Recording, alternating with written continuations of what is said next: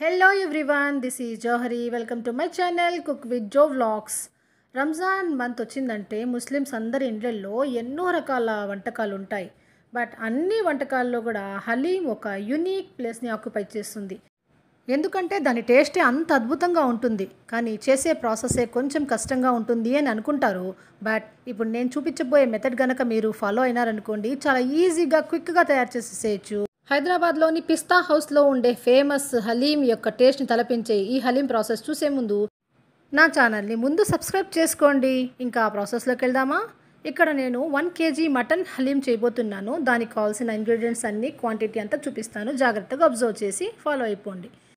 ఇక్కడ ఒక వెజల్లో నేను గోధుమ రవ్వ 1 కప్ దాకా తీసుకుంటున్నాను. అంటే 100 గ్రామ్స్ ఆఫ్ గోధుమ రవ్వ, బెన్సీ రవ్వ అంటారు కదా అది. ఇంకా 100 గ్రామ్స్ ఆఫ్ బాస్మతి బియ్యము, అది కూడా 100 గ్రామ్స్.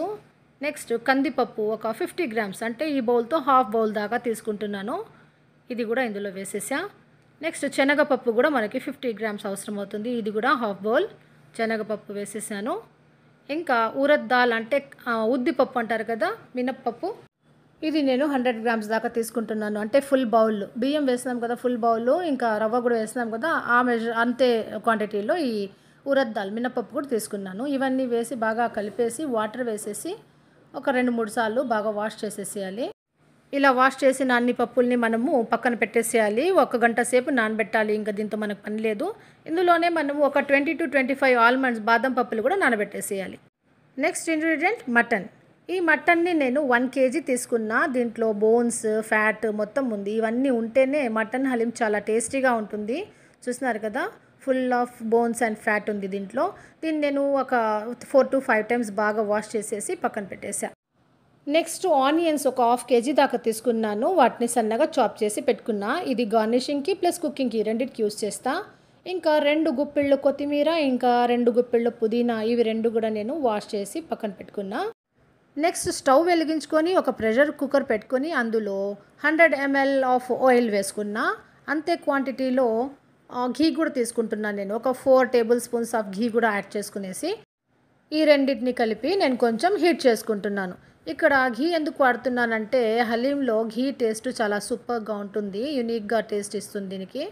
ఓకే, ఆయిల్ హీట్ ఎక్కినాక ఇందులో నేను కొంచెం పట్ట ముక్క, ఒక 3-4 లవంగాలు వేసుకున్నా. నెక్స్ట్ చాప్ చేసిన ఆనియన్ ఉంది కదా, మొత్తం దాంట్లో సగం తీసుకుంటున్నాను. అంటే 1/4 kg దాకా ఆనియన్స్ సన్నగా చాప్ చేసినవి ఈ ఆయిల్ అండ్ ఘీలో వేసేసి ఫ్రై చేసుకోవాలి. ఇది మనకి గార్నిషింగ్ కోసము మళ్ళీ కుకింగ్ ప్రాసెస్లో కూడా యూస్ చేస్తాం కనుక ఫస్ట్ వాటిని గోల్డెన్ బ్రౌన్ లాగా ఫ్రై చేసి పక్కన తీసి పెట్టుకునేసేయాలి మనం ఈ ఆనియన్స్ని. ఒక 8 to 10 మినిట్స్లో అంతా మనకి ఆనియన్స్ అంతా గోల్డెన్ బ్రౌన్లో ఫ్రై అయిపోతాయి. దీన్నంతా మనం పక్కన తీసి పెట్టేసేయాలి ప్లేట్లో. తర్వాత యూస్ చేస్తాం దీన్ని. చూసినారా, ఆనియన్స్ అయితే మంచిగా ఫ్రై అయిపోయినాయి. దీన్ని నేను పక్కన తీసి పెట్టుకునేస్తున్నాను. అదే ఆయిల్లో ఇంకొంచెం ఆయిల్ అవసరం అవుతుందంటే వేసుకునేసి, ఇంకా మిగిలింది కదా ఇంకొక 1/4 kg ఆనియన్స్, అదంతా వేసేసి దీన్ని ఇప్పుడు మనం ఫ్రై చేసుకోవాలి. ఈ ఆనియన్స్ అయితే మనకి గోల్డెన్ బ్రౌన్ రానవసరం లేదు. జస్ట్ అవి ట్రాన్స్లూసెంట్ అయితే, అంటే కొంచెం పింక్ కలర్ వస్తే చాలు. అంతవరకు మనం ఫ్రై చేసేసి ఇందులోనే ఒక 4 గ్రీన్ చిల్లీస్ని స్లిట్స్ చేసి లేదా తుంచేసి వేసుకునేసేయాలి మనము. వేసేసినాక అవి రెండింటినీ కలిపి కొంచెం ఆనియన్స్ పింక్ వచ్చే వరకు ఫ్రై చేసుకునేసేయాలి. చాలా టేస్టీగా ఉంటుందండి ఈ మటన్ హలీం అయితే. అసలు ఒక్కసారి తిన్నారంటే ఇంకా మీరు రెగ్యులర్గా చేసుకుంటూ ఉంటారు. రంజాన్ మంత్ అంటే ఖచ్చితంగా చేసుకుంటాం మేమంతా. ఎక్కడ చూసినా హలీం స్టాల్సే ఉంటాయి. బట్ బయట వెళ్ళి తినడం కంటే కూడా మనం ఇట్లా హైజీనిక్ కండిషన్స్లో ఇంట్లో చేసుకున్నాం అనుకోండి, మంచి డిలీషియస్ హలీంని అయితే ఎంజాయ్ చేయొచ్చు మనము. ఓకే, ఇప్పుడు ఆనియన్స్ లైట్ పింకిష్ కలర్ వచ్చినాక 4 tablespoons of ginger garlic paste add చేసుకుంటున్నాను నేను. ఇది ఫ్రెష్గా గ్రైండ్ చేసుకున్నాను నేను, చాలా టేస్టీగా ఉంటుంది. ఈ జింజర్ గార్లిక్ పేస్ట్ వేసినాక లైట్గా సాటే చేసుకోవాలి దాని రానెస్ అంతా పోవాలి. ఇంకా ఆయిల్ సపరేట్ అవుతూ ఉండే స్టేజ్ వరకు మనము దీన్ని జాగ్రత్తగా ఫ్రై చేసుకోవాలి. కలుపుతూనే ఉండాలి మనం. కలుపుతూ ఉంటే అది కింద అడుగంటకుండా ఉంటుంది. ఇది కూడా ఒక 8 to 10 మినిట్స్ ఫ్రై చేసేసినాక ఇందులో మనం వాష్ చేసి పెట్టుకున్నాం కదా మొత్తం మటన్ని దీంట్లోకి ట్రాన్స్ఫర్ చేసేసేయాలి. ఫ్లేమ్ని మాత్రం హైలోనే ఉంచేసి ఒక 3-4 మినిట్స్ దాన్ని మనము ఫ్రై చేసుకోవాల్సి ఉంటుంది. చూసారా, మొత్తం మటన్ అంతా ట్రాన్స్ఫర్ చేసేసినాక నేను దీంట్లోనే కలుపుతూ దాన్ని సాటే చేసుకుంటాను ఒక 4 to 5 మినిట్స్. అసలు ఈ హలీం అనేది చాలా న్యూట్రిషియస్ అండి. ఎంత స్ట్రెంగ్త్ ఉంటుందో తెలుసా దీంట్లో. ఇది ఒక హోల్సమ్ ఫుడ్ అంటే మనకి 5 న్యూట్రియంట్స్ అన్నీ ఇందులో అవైలబుల్ అవుతాయి. చాలా స్ట్రెంత్ వస్తుంది మనం ఒక బౌల్ తిన్నా గానీ. ఓకే. ఇప్పుడు మటన్‌ని కొంచెం సేపు ఫ్రై చేసినాక ఇందులో నేను ఒక half teaspoon turmeric powder వేసేసినాను. అంటే పసుపు పొడి. ఒక హాఫ్ టీ స్పూన్ వరకు pepper powder, black pepper powder వేసిన. హాఫ్ టీ స్పూన్ జీలకర్ర కూడా వేసుకున్నాను డైజెషన్ కోసం. Next 2 teaspoons of red chilli powder వేసుకుంటున్నాను. ఇది మీ చాయిస్ అండి. మీరు ఎంత స్పైసీగా తింటారో దాన్ని బట్టి మీరు దీన్ని అడ్జస్ట్ చేసుకోండి క్వాంటిటీని. Next 1 spoon of garam masala కూడా వేసేసినాను ఇందులోనే. వేసేసి మొత్తం అన్నీ కలిసేటట్టు కలిపేస్తున్నా. మొత్తం ఇది కూడా ఒక 5 మినిట్స్ ఫ్రై చేసుకునేసేయండి. 5 మినిట్స్ ఫ్రై చేసేసినాక ఇప్పుడు లాస్ట్‌లో సాల్ట్ కూడా యాడ్ చేసేసుకునేస్తాను. 2 టీ స్పూన్స్ ఆఫ్ సాల్ట్ అయితే నాకు దీనికి సరిపోతుంది గ్రేవీకి అయితే. మళ్ళీ యాడ్ చేసుకుంటాం. మొత్తం హలీంకి ఇంకా పట్టుతుంది సాల్ట్. బట్ దీనికైతే 2 స్పూన్స్ ఆఫ్ సాల్ట్ వేసేసా. ఇప్పుడు ఒకసారి సాల్ట్, చిల్లీ పౌడర్ యొక్క టేస్ట్ అంతా ఒకసారి చెక్ చేసుకునేసి సరిపోయిందనుకుంటే వాటర్ వేసేసేయండి. వాటర్ ఎంత వేయాలంటే ఆ మటన్ ముక్కలన్నీ మునగాలి అందులో. అంత వాటర్ యాడ్ చేసుకునేసి ఇప్పుడు లాస్ట్‌లో ఒక గుప్పెడు కొత్తిమీర, ఒక గుప్పెడు పుదీనా ఇవి 2 వేసేసి మొత్తం కలిపేసి ఇంకా ఫైనల్‌గా కుక్కర్ లిడ్ క్లోజ్ చేసేసి విజిల్స్ కోసం పెట్టేసేయాలి. ఫస్ట్ హై ఫ్లేమ్ పెట్టేసి ఒక విజిల్ రానివ్వాలి. ఒక్క విజిల్ వచ్చిన తర్వాత దాన్ని మొత్తం సిమ్‌లో ఉంచేసి ఒక హాఫ్ అన్ అవర్ అట్లే వదిలేసేయాలి మనం. ఈ విధంగా చేయడం వల్ల మటన్ అంతా బాగా మ్యాష్ అయిపోతుంది. అంతవరకు కుక్ చేసుకోవాలి. నెక్స్ట్ ఇప్పుడు మనం నానబెట్టుకున్నాం కదా! ఈ పప్పులు, బియ్యము, రవ్వ, గోధుమ రవ్వ అవంతా అందులో వాటర్ వేసేసి ఇది కూడా కుక్కర్ మూత బిగించేసి మనం పెట్టేసేయాలి. ఇది మాత్రం హై ఫ్లేమ్‌లో ఒక విజిల్ వచ్చాక ఇంకొక 10 మినిట్స్ వదిలేయాలి సిమ్‌లో పెట్టేసి. ఓకే. ఇక్కడ మనము కుక్కర్ విజిల్ అయితే వచ్చేసినాయి. హాఫ్ అన్ అవర్ తర్వాత నేను మటన్ కుక్కర్ ఓపెన్ చేసి చూస్తున్నా. మొత్తం మటన్ అంతా బాగా ఉడికిపోయింది. ఎట్లా అంటే టచ్ చేసిన వెంటనే అందులో ఉండే బోన్స్ సెపరేట్ అయిపోతా ఉంది. మటన్ పీస్ అయితే సెపరేట్ అయిపోతా ఉంది. ఈ స్టేజ్ వరకు మనం దీన్ని కుక్ చేసుకునేసేయాలి. ఇప్పుడు ఏం చేయాలంటే ఒక ప్లేట్‌లో ఈ మటన్ ముక్కలు మాత్రమే సెపరేట్ చేసుకునేసేయాలి. ఆ గ్రేవీని ఆ కుక్కర్‌లోనే ఉంచేస్తా అన్నాను. మటన్ ముక్కలు మాత్రం తీసుకుంటున్నాను. ఎందుకంటే ఇప్పుడు ఇందులో ఉండే బోన్‌ని, ఫ్యాట్‌ని సెపరేట్ చేసేయాలి మనం. తింటూ ఉండేటప్పుడు బోన్స్, ఫ్యాట్ వస్తే బాగుండదు హలీంకి టేస్ట్‌కి. అందుకని మనం బోన్స్‌ని సెపరేట్ చేసేసేయాలి కోసం నేను ఇందులో ప్లేట్‌లోకి తీసుకుంటున్నా. ఇప్పుడు ఈ గ్రేవీలో పైన ఆయిలీ లేయర్ ఫామ్ అయింది చూసారా? ఇది నేను కొంచెం తీసి పెట్టుకుంటున్నాను బౌల్‌లో. ఇది లాస్ట్‌లో యాడ్ చేసుకుంటాము. ఎందుకంటే ఈ హలీంలో ఎంత ఆయిల్, ఎంత ఘీ వేసినా గానీ అది మనకు కనిపియదనమాట.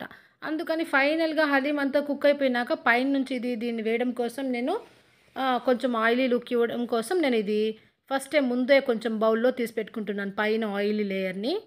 ఇలా నేను కలెక్ట్ చేసి పెట్టుకునేసినాక ఇప్పుడు ఏం చేస్తానంటే ఈ తీసి పెట్టినాను కదా ప్లేట్‌లో మటన్ ముక్కలు దాన్నన్నిటిని నేను జాగ్రత్తగా అందులో ఉండే బోన్స్ అండ్ ఫ్యాట్‌ని తీసేస్తున్నాను. రిమూవ్ చేసేస్తాను. కొన్నిసార్లు ఫ్యాట్ యొక్క స్కిన్నీ లేయర్ వస్తుంది. అది మనకు తినడానికి అంత బాగుండదు. అందుకని అవి ఆ పీసెస్ ఏమన్నా ఉంటే ఇంకా బోన్స్ ఏమన్నా ఉంటే మొత్తం నేను తీసేస్తున్నాను. తీసేసి ఓన్లీ ఫ్లెష్ పార్ట్ మాత్రమే ఈ ప్లేట్‌లో నేను తీసుకుంటున్నా. ఇలా సెపరేట్ చేసిన మటన్ ముక్కలన్నిటినీ మనం ఒక పెద్ద వెజల్‌లోకి తీసుకుంటున్నాను. దేంట్లో అయితే నేను హలీం చేయాలనుకుంటానో అందులో తీసుకునేసేయాలి. తీసుకొని ఇప్పుడు పప్పు గుత్తి ఉంది కదా! దాంతో మొత్తం మటన్‌ని మనం మ్యాష్ చేసుకోవాలి బాగా దంచాలి. మీకు ఎవరిపైనన్నా కోపం ఉందనుకోండి వాళ్ళ పేరు మీ మనసులో తెచ్చుకోండి. ఇంక బాగా దంచండి. దంచుతూ ఉంటే ఆ మటన్ అంతా బాగా మ్యాష్ అయిపోతుంది. ఆ విధంగా ఎట్లా రావాలంటే చాలా ఫైబర్‌గా ఉండేటట్టుగా అది మొత్తం షెడ్ అయిపోవాలన్నమాట. ఓకే. ఇంకా మనము పప్పులు ఉడకబెట్టినాం గదా! ఆ కుక్కర్ ఓపెన్ చేసేయాలి. చేసి చూస్తే మొత్తం బాగా మ్యాష్ అయిపోయింది పప్పంతా.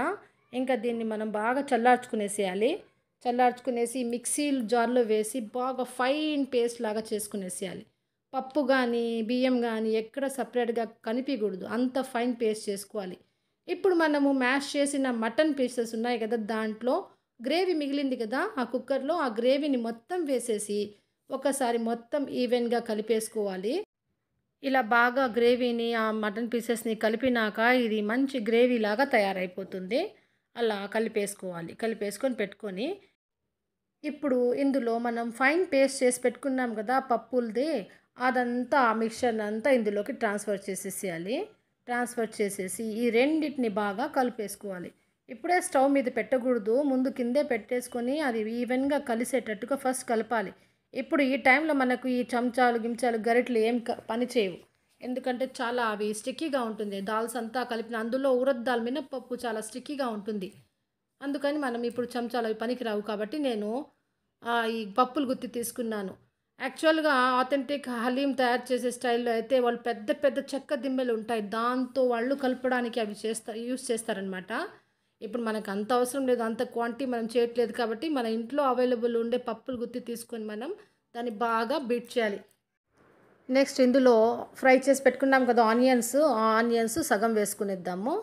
మళ్ళీ అది గార్నిషింగ్ కూడా పెట్టుకోవాలి కొంచెం అందుకని. ఒక 2 లెమన్స్ ఉన్నాయి కదా దాని యొక్క జ్యూస్ని కూడా పిండేసుకుని అది కూడా వేసేసుకున్నాను. ఇప్పుడు ఇందులోనే షాజీరా అంటారు కదా, షాహీ జీరా అది ఒక స్పూన్ బ్లాక్ పెప్పర్, 2 యాలకులు, ఒక 8-10 లవంగాలు, ఒక 4 పట్టా ముక్కలు ఇవన్నీ వేసేసుకున్నాను. ఇలా అన్నీ వేసేసినాక ఇంకో పని చేయాలి మీరు. మరోసారి మీ ఎనిమి యొక్క పేరు గుర్తు తెచ్చుకునేసి మళ్ళా దంచాలి దాన్ని. ఊరికే చెప్పానులేండి. ఎవరిపైన నా కోపం పెట్టుకొని ఉన్నంత కాలం మన హెల్తే పాడవుతుంది. మనం ఎక్కువ కాలం ఎవరిపైన అట్లా ఎనిమిటీ పెంచుకోకూడదు, కోపంతో ఉండకూడదు. ఎప్పటికప్పుడు మన హార్ట్‌ని, మైండ్‌ని క్లీన్ చేసుకుంటూ ఉంటే మనం హెల్తీగా ఉంటాం. ఓకే అండి. ఇందులో సాల్ట్ వేసేసేయాలి. ఎందుకంటే ఇంతకుముందు గ్రేవీలో మాత్రమే సాల్ట్ వేశాను కదా! కానీ ఇప్పుడు పల్సెస్ యొక్క పేస్ట్ కూడా వేస్తున్నాను కనుక దీంట్లో సాల్ట్ తక్కువ అవుతుంది. చెక్ చేసుకునేసి సాల్ట్ ఎంత అవసరం అవుతుందో యాడ్ చేసుకునేసేయాలి. యాడ్ చేసుకునేసి ఇప్పుడు ఇది కొంచెం థిక్‌గా ఉంది కదా! మనము జార్ కడిగినాం కదా! ఆ యొక్క వాటర్ కొద్దిగా వేసుకునేసేయాలి. చేయడం కోసం దీన్ని. అలా కాకపోయినా కానీ ఒక హాఫ్ గ్లాస్ మిల్క్ వేసుకునేసేయచ్చు. కాచిన పాలు వేసేసుకునేస్తే కూడా ఇంకా టేస్టీగా ఉంటుంది. బట్ ఇప్పుడు అవైలబుల్‌లో లేదు. మళ్ళా కాచే వరకు టైం అవుతుందని నేను వాటర్ వేసుకున్నా. ఈ వాటరో లేదా మిల్క్ యాడ్ చేయడం వల్ల ఇది కొంచెం లూజ్ అవుతుంది కనుక మనం ఇంకా స్టవ్ మీద పెట్టి కుక్ చేయాల్సి ఉంటుంది కదా! ఆ టైంలో ఇది బాగా థిక్ అవుతుంది. అందుకని ముందే కొంచెం లూజ్‌గా పెడితే అది కుకింగ్ టైంలో కొంచెం కన్సిస్టెన్సీ కరెక్ట్‌గా సరిపోతుంది. ఇంకా స్టవ్ వెలిగించేసినాను. మళ్ళా పప్పులు గుత్తి తీసుకునేసి బాగా బీట్ చేస్తూ కలపాలి.